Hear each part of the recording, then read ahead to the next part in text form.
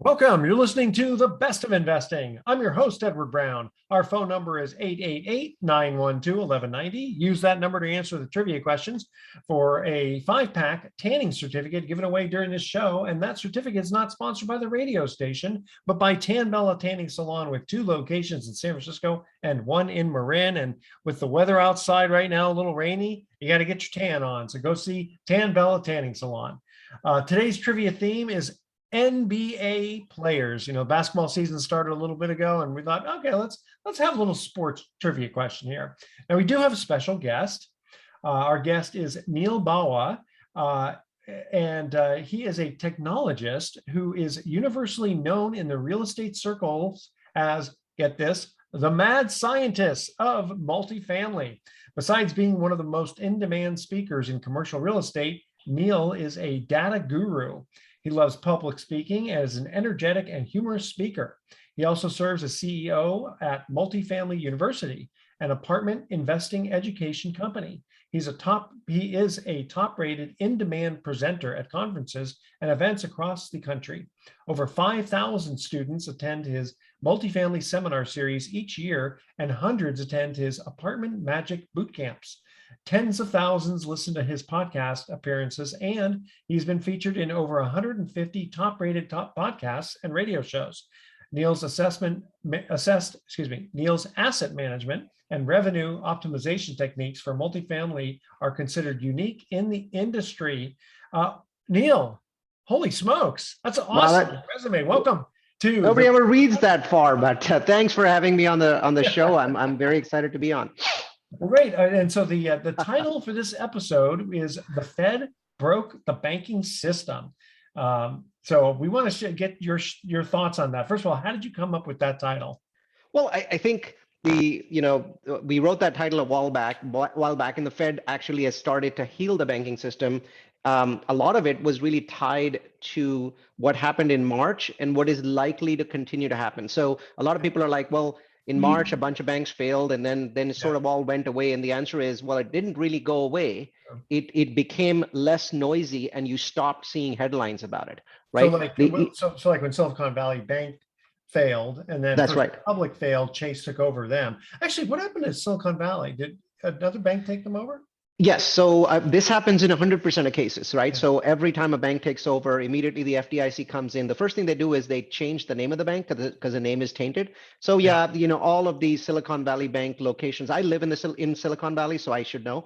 All of the locations are open. They're just fine. Basically, they instead of selling that bank to another bank, they sold them piecemeal to a bunch of different banks. Gotcha. And what I thought was kind of interesting is, you hear all the conspiracy theories about why the FDIC covered more than $250,000. Someone pointed out this, and I thought it was kind of interesting that, if you're a $1 billion company and you have $500 million sitting in the bank, it's just ridiculous to go, well, if we're going to, make sure everything's FDIC insured, we're going to have 1,000 different bank accounts at less than 250.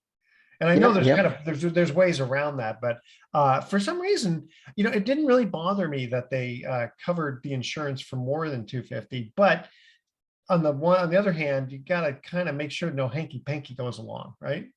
Absolutely. And actually, one of the things that folks like us do, right? So I currently have about $75 million in the banks in one of my companies. And the way we do it is there's actually a program. And what this program does is you put your money in to, let's say, Comerica Bank. Comerica is the bank that, holds our assets. And then Comerica then takes the money and puts it in $249,000 chunks into a bunch of other banks. That's what. And so my $75 million is 100% FDIC insured because it's actually sitting in 3,000 banks. Gotcha. Or something like that, some weird number like that, 300 banks. So it's sitting in 300 different banks, and they give you that list, but the way that the system functions and the FDIC oversees it, they spread it out amongst a bunch of different banks, and you can actually go to those banks and manage the accounts, yourself. But obviously, it's going to be a hassle to do that to 300 different banks. So if Comerica goes out of business, the FDIC comes in and it takes over the control of that system that I just talked about and hands it over to another bank. And now I can transact again within 24 hours. So it's very interesting. I think it's brilliant. because it totally makes sense that, if you as an individual have to start going to 300 different banks, it'll just drive you bananas. And so Absolutely. it's a nice legal way, let's say, of getting around the system. Tell you what, we're going to cut to our first commercial break here. And here's our trivia question. We're talking basketball. And again, just to remind you, Neal, if you know the answer, don't say anything yet. All right. Sure. First trivia question. Bill Russell holds the record for the most NBA championships won as a player. How many did he win during his career?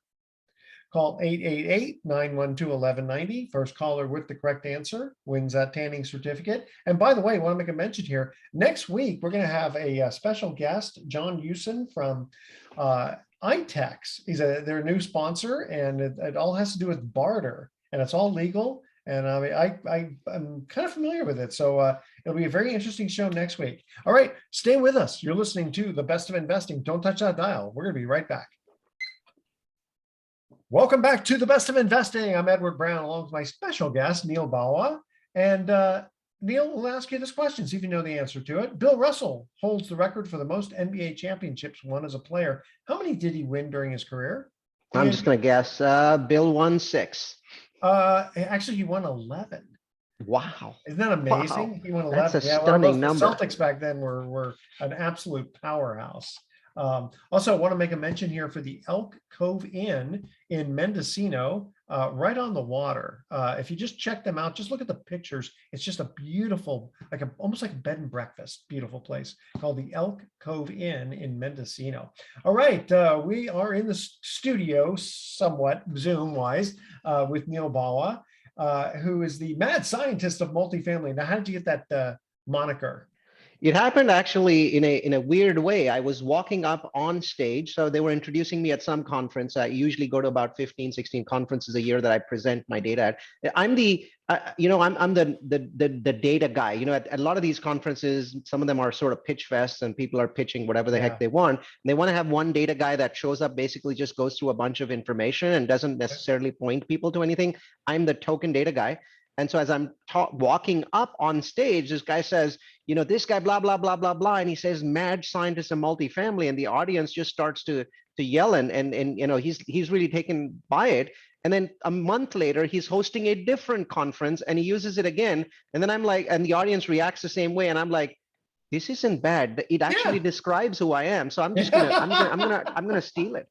Absolutely. So I've been to these conferences before, and people are pitching whatever they're trying to sell, right? What kind of, pretend we're at a conference right now. What kind of data points are you sharing with the audience?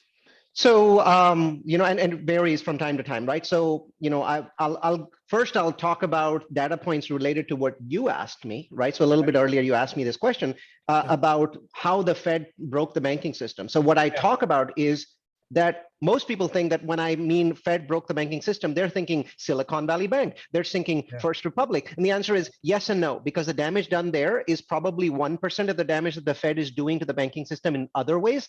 And it's that damage is basically stretched out over 2 years. So it's harder to hear about damage that's stretched out over 2 years than to hear about damage that happened in a 24-hour period because of one stupid tweet, right? I mean, the bank went down because of a tweet from one of the most famous people in venture capital that went out to all the startups, and all the startups withdrew the money, $175 billion on the same day. See, that's the thing, is the run on the bank. Right, exactly. This was the fastest run in history because it was all based on a tweet that everyone in the industry read, because every startup was subscribed to this particular gentleman, and so it was unique. But that damage is very small to the bigger damage. So that would be something that I would talk about and say, how is the Fed damaging the banking system in a way that's much, much worse than Silicon Valley Bank or First Republic? Then I often talk about inflation. Like a lot of people today are worried about inflation. And I go to these conferences and I say, no one should worry about inflation. Everyone should worry about deflation. And here's why.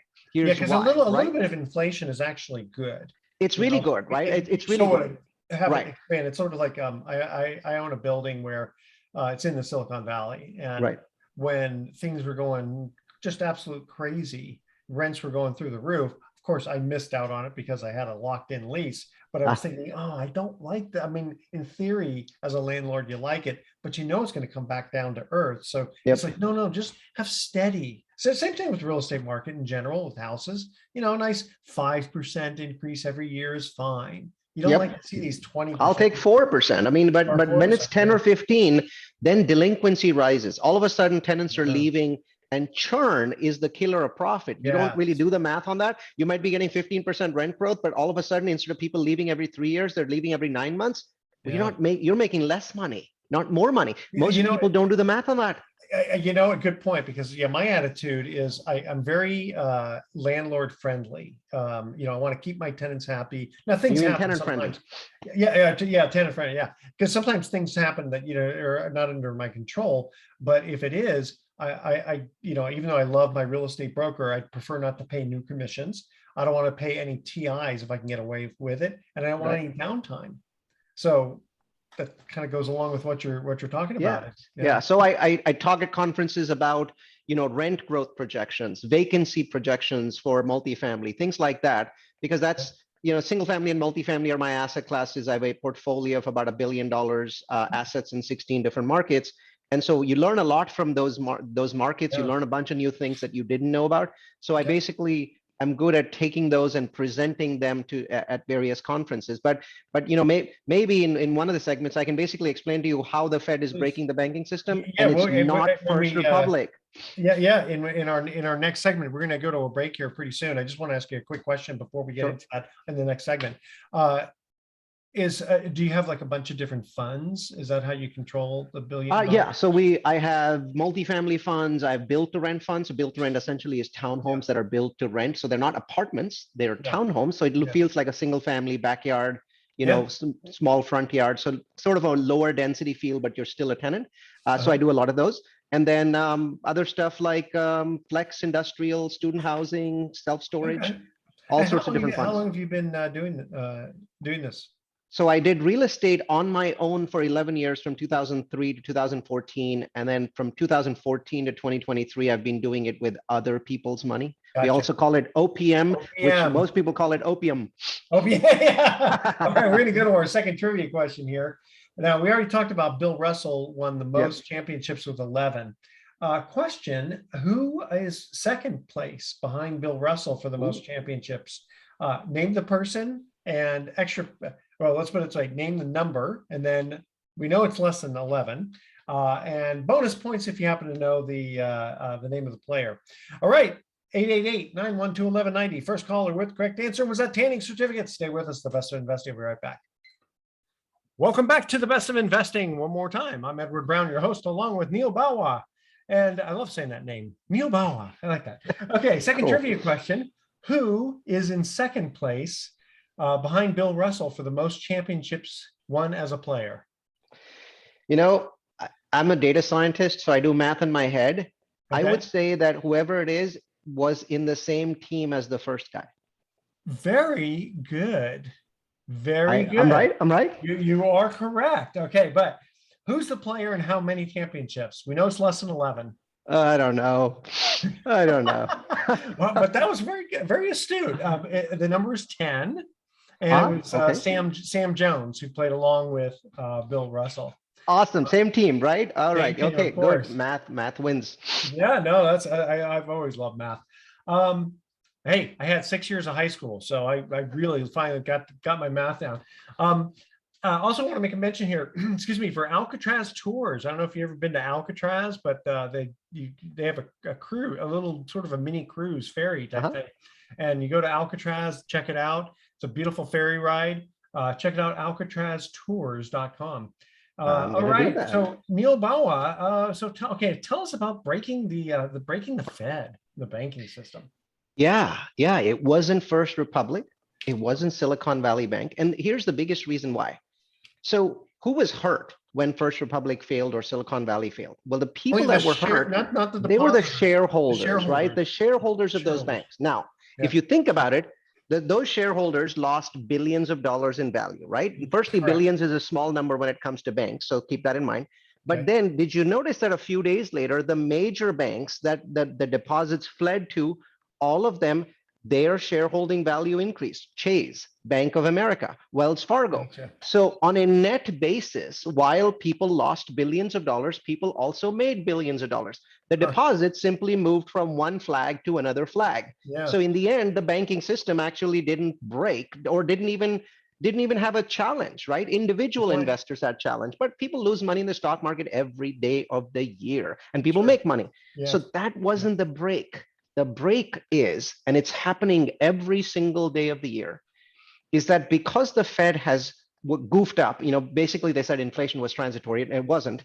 And because they goofed up and now they have to raise rates 550 basis points or 5.5%. Yeah. Because of that, the smaller banks in the United States, and we're talking about banks with deposits under 200 billion, right? So, Silicon Valley was mid-sized because it was over 200 billion, right? First Republic was over 200 billion, but the smaller banks below that $200 billion mark, those banks, they were making $1.9 trillion of commercial loans to commercial real estate. So we're talking office, retail, strip malls, self-storage buildings, all of the different kinds of commercial real estate. Now, they were making less to multifamily because multifamily gets cheaper loans from the government, from government subsidized entities called Fannie Mae, Freddie Mac, and HUD. These are government subsidized, but they're focused more on the multifamily and single family side. So the commercial real estate guys, basically these banks were making massive amounts of loans. $1.9 trillion of those loans are coming due in the next 3 years. And because of what the Fed did, almost none of these, I'll say maybe 50% of these cannot be refinanced, which means that this commercial can't, because the interest rates have gone up, and because the interest rates have gone up and the values have gone down. So today, if you want to refinance these, the banks will give you so little money that you just can't refinance. So you have no option but to sell your property. Can you renegotiate with the bank that you have the loan with because they don't want to take it back? As far as I know, no bank has done that at this point of time, even though hundreds and hundreds of these buildings have already gone under in the last 6 months. So nobody's done that. Now, I did notice that some banks were doing it in 2008 when there was extreme contagion, but we're nowhere near that level, because if you look at the overall. Yeah. And you're kind of freezing up there, Neal. I see this face with you may have to go back out and come back in, only because we kind of lost you there. And while you do that, I am going to continue on. It's interesting you're mentioning about shareholders losing money in Silicon Valley Bank. And it reminds me of in the old days when I used to sell a lot of insurance. Some of the companies I used were smaller, but they'd been around over 100 years.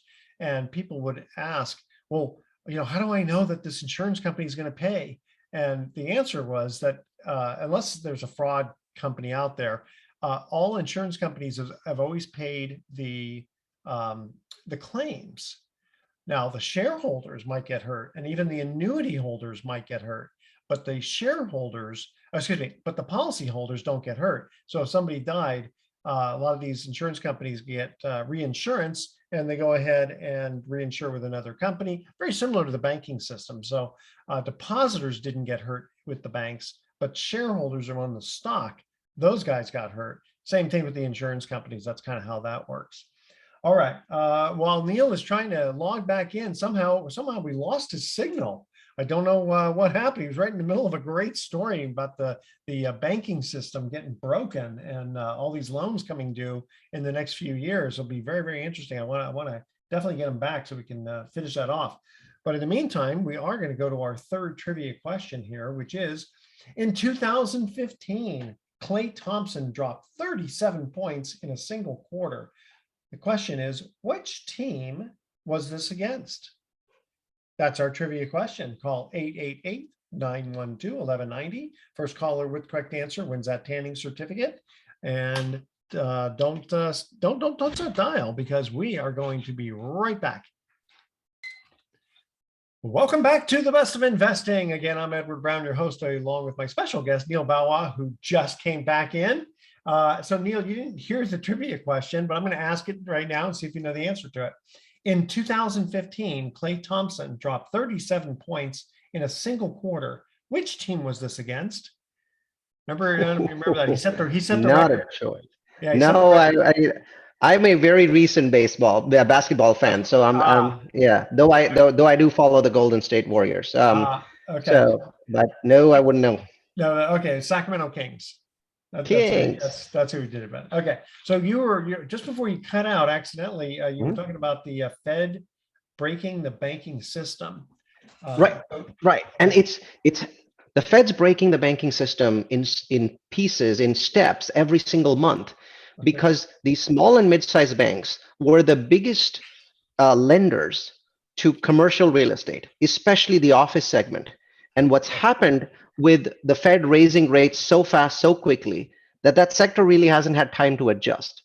So the multifamily market has exposure to about $75 billion of maturing loans in 2024 and 2025. That number is actually tiny compared to the office sector, because the office sector has exposure that may be in the 150 to $200 billion range.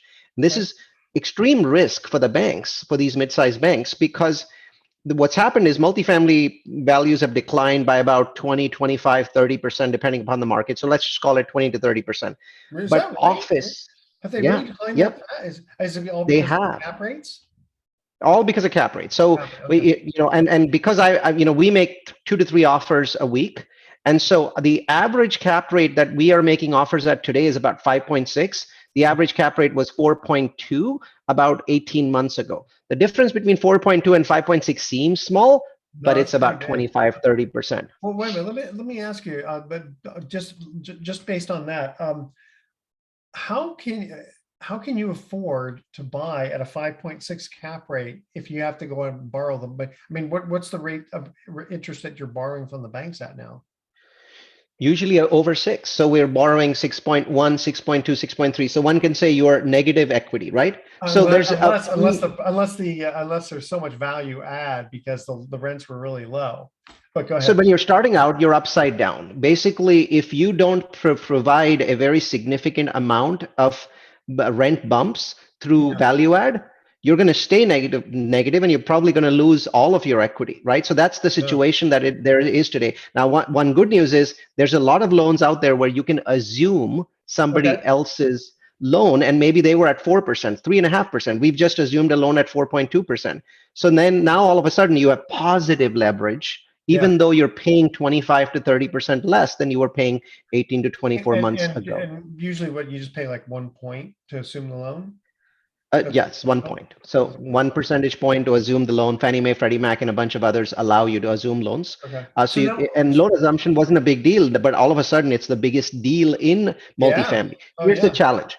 You can do that for multifamily because the asset class is still robust. 95% occupancy, 2 to 3% rent growth every year. It's slowing down. It used to be like 8%, but now it's 2%, 3%. Still, it's a growing asset class. How do you do that for office? So office is in the biggest, most catastrophic space that it's ever been. 2008 looks like a walk in the park compared to where they are today.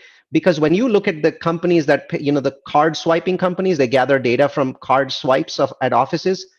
Well, only about 50, depending upon the markets, only about 55% to 65% of card swipes are happening. So every company is shrinking the total amount of space that they need. So as these contracts come up for renewal, these office space contracts come up for renewal, the renewal numbers are absolutely horrifying. Is it mostly still working from home type of remote? It's not work from home. It's the fact that now there's more flexibility. So let's say before COVID, people were working in the office 4 days a week and working from home 1 day a week. Well, now those people have the flexibility to work in the office 3 days a week and work from home 2 days a week. That one extra day spread out across 50 million office workers is a massive amount of real estate, that commercial real estate that certainly isn't needed at all. Right? So San Francisco is the hardest hit. A building, and this is a building that most people kind of, if you think about San Francisco, you might actually recognize this. So this is a Wells Fargo building, right? It's actually down the road from Salesforce. So Salesforce, so it's about 500 yards away from the Salesforce building. This building, this Wells Fargo building, was appraised at $1,000 a square foot in 2019 and just sold for $200 a square foot. That's an Wow. I mean, 80% decline, yeah. I mean, 1,000 right? square foot for an office building is a little ridiculous to begin with. It's But it's $200 ridiculous, is right? It's excessive, right? $200 is too cheap. There was, in fact, one of the hotels. Well, 10% of all of San Francisco's hotels just disappeared overnight because they just handed it over to the bank. And in They fact, one of the just did. buildings, They just did. Well, yeah, and two of the biggest hotels just did, the Park 55 and the yes, Midtown. These are large Hilton, hotels, Hilton, yeah, $750 million in mortgages, keys handed back to the bank. And then yes, the mall that was next to both hotels, the Westfield Mall yeah, had a $553 million mortgage. Westfield just handed the keys back. So what's happening is that it's not, so the hotels are collapsing because the offices no longer have enough people. The offices mean that retail doesn't have enough people. That retail is affecting the malls. yeah, The malls are affecting the hotels. So you have this catastrophic chain that's yeah, happening, not just in San Francisco, it's happening in other markets, but San Francisco is the poster child for what's happening. And yeah, the exposure is all the mid-sized banks that were loaning to these people, yeah. and it accelerates over the next 2 years from here. Well, That's so what I far, mean by the Fed broke the banking system. yeah, interesting. So it's funny because I work a lot with Pacific Private Money, and we lend, but our primary focus is single family houses, first Mhm. position. And the way I've kind of looked at it when I'm speaking to people is everybody needs a place to live. Yep. And so, not everybody needs an office building. Not everybody has to go to the mall, especially, with Amazon and that sort of thing. But it is a little scary. I mean, what do they need to? We're going to go to a break here in about just a minute, less than a minute. What does the bank, or the Fed need to do? Just lower interest rates? I mean, but that's I not think really I think false. that's will start the healing process, because there's a lot of really awful quality offices that nobody can really save. But there's good Yeah. quality offices that should be refinanced, that should be liquid, that are occupied at maybe 90%, but still the value decline is the issue. Well, if rates go down 2%, we're good. Okay, very good. All right, stay with us. The Best of Investing. We'll be right back with some closing comments. Don't touch that dial. Welcome back to the Best of Investing. Last time for today, I'm Edward Brown, your host, along with Neal Bawa, my special guest. This has been awesome. And Neal, there's a lot of questions we didn't even get a chance to do, so we're going to definitely have to have you on again. Is now a good time to buy or build real estate? In my mind, now is not a good time to build real estate, and now is a good time to corner land. Land has become illiquid. So I'll give you an example. These are real examples, right? 18 months ago, maybe 24 months ago, if I'm buying 10 acres of land, I'm paying 2x what I'm paying today. And I have to close on the land in 120 days. And then I have to carry that cost while I spend almost 2 years zoning and permitting and entitling it and getting it to the point where it actually can start construction. So that carry costs is a killer, right? Plus you're paying twice as much. So today I'm able to pay half what I was paying 24 months ago. And I'm able to sign a contract that gives me 18 months, during which time I can do the zoning and permitting and entitling, but I haven't bought the land yet. So today, squatting on land, this is really land squatting, not land banking. For land banking, you have to buy it, right? Here, I have a contract and I basically give somebody $50,000 deposit, and that's all really I'm in for. And now I can basically drag it out for another 18 months. So the bad time to build, because construction costs are still high. They're coming down, but they're still high. Also, and interest rates are high, but I'm absolutely 100% convinced that they're going to come down. But a great time to be preparing to construct at the end of 2024. That would be an incredible time to invest in. So are And you? also, Do you have? Are you? Is it an option that you have, or you're actually in contract to buy it? You have to buy it, but you're just tying up the 50,000. I'm in contract to buy these, and I have a $50,000 deposit, and I eventually walk away, I'll lose my deposit, right? Especially if I walk away in the first 4 months, I won't lose anything. If I walk away 18 months later, then I'll probably lose my $50,000 deposit in almost every case. But that's the risk of you take in business, right? Well, I'm taking the risk all the time. 2 years ago, this piece of land, today it's maybe 2 million. Before it was 4 million. So I'm paying half, but I'm also saving another 30% in carrying costs. So I'm basically getting an 80% discount on land compared to where I was before. So that's an incredible opportunity. And those landowners are basically just dumping the land. Well, they want to be in contract, right? They want some out. The only options are to give people more time. So it's flexibility is really what matters today. If you're a landowner, you want to sell, you've got to be flexible. But they're cutting it in half too from what it was. Well, some of that is because land becomes illiquid much faster than any other form of real estate when rates go up. So which is why it's the most sensitive. I tend to stay away from land personally. I don't like the risk on that.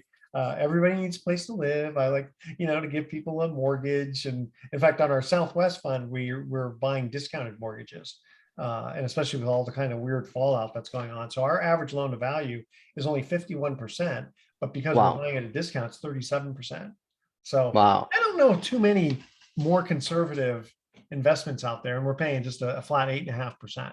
So, That's but pretty nice. there's no growth unless you just reinvest the distributions, and then you get about 8.75 or close to 9 maybe. But we give up the growth. I'd rather just sleep at night. I'm not a gunslinger, Well, Neal, I tell you, it's been an absolute pleasure. We're definitely going to have you on again. Definitely click back on my Calendly so you can get back on, because this has been great. And there's a whole bunch of stuff I know we didn't even get a chance to do. But here's our thoughts of the day. So the first time I got a universal remote control, I thought to myself, this changes everything. And when life gives you melons, you might be dyslexic. All right, tune in next week to the best of investing. And those aren't even my best ones. I got better ones. Tune in next week to the best of investing. We're going to be giving away more free prizes for answering trivia questions. Thanks for listening. On behalf of our team, I'm Edward Brown, wishing you the best of investing. So long.